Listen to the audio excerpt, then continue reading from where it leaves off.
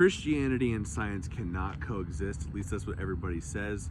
So we're here today with philosopher, theologian, Dr. Heath Robertson to talk about Christianity and science not coexisting. Yes. Well, I particularly like to see myself as a theologian because philosophers are just theologians going off into tangents that don't have proper foundations, overlooking the fact that any knowledge claim depends on a creator, a knowable universe, right? Yeah, etc.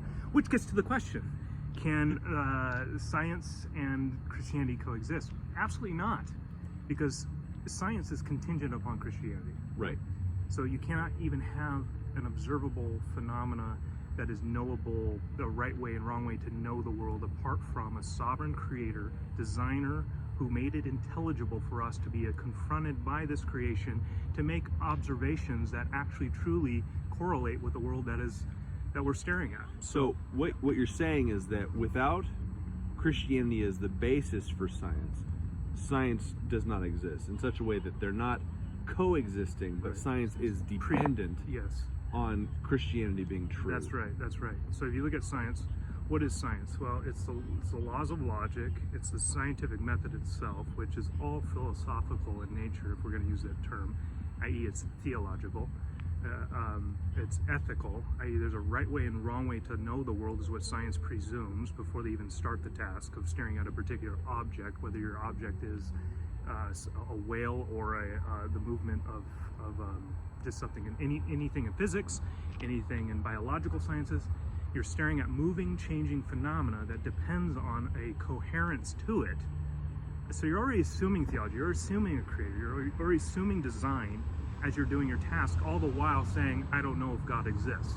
So the issue isn't whether God has revealed himself in nature. It's the issue is us suppressing that he has in order to do science autonomously by our lonely selves, so we don't have to be a sin does not want to be addressed by God, because then we have to deal with our sin.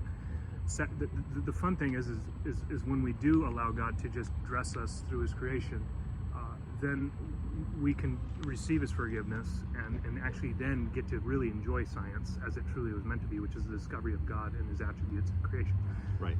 So it sounds like you're saying that in order for us to even address the topic of science, we need to have a basis and a foundation founded in God and how he actually is. Mm-hmm. And that science pretending to actually have a good grasp on the camera here. It's like losing. So science needs to live inside the world that it exists within, essentially. Yes. Which is a created existence. Yes. And unless and if you're doing science without that presumption, the ironic thing is that you're already doing science in a theological context. You're acting like God exists by presuming that you can have this is a right way to do science, a wrong way to do science. That it's on a moral paradigm when you do these things. That's what it sounds like to me. Yes, it's on a moral paradigm. But it's also on, like, for example, you have the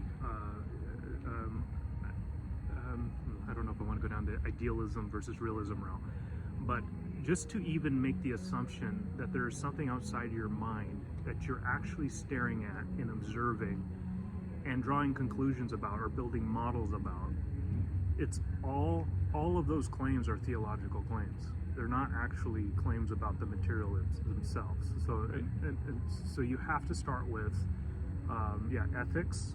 You have to start with what's typically called philosophy, i.e. that you have a meta-narrative, you have an understanding of you have to have intent. Why are you doing what you're doing? All these things are not so basically, science is itself a theological business. Yep, absolutely. If all the science is the stuff you're looking at and you made no other claim, all you could say is absolutely nothing. You'd say there's stuff. It's moving. It's changing. There can be no way to predicate anything truly. Cool. So to end it, Christianity doesn't coexist with science because science is dependent on Christianity, not in a coexistence sort of way, but in a dependence sort of way. Yes. Yep. The antecedent is Christianity. You have to have Christ the King to rule the universe and redeem the universe, and ultimately that end in mind in order for anything in the present to have make any meaningful sense. Well, there you have it, folks. Hope you have a wonderful day, and subscribe for more.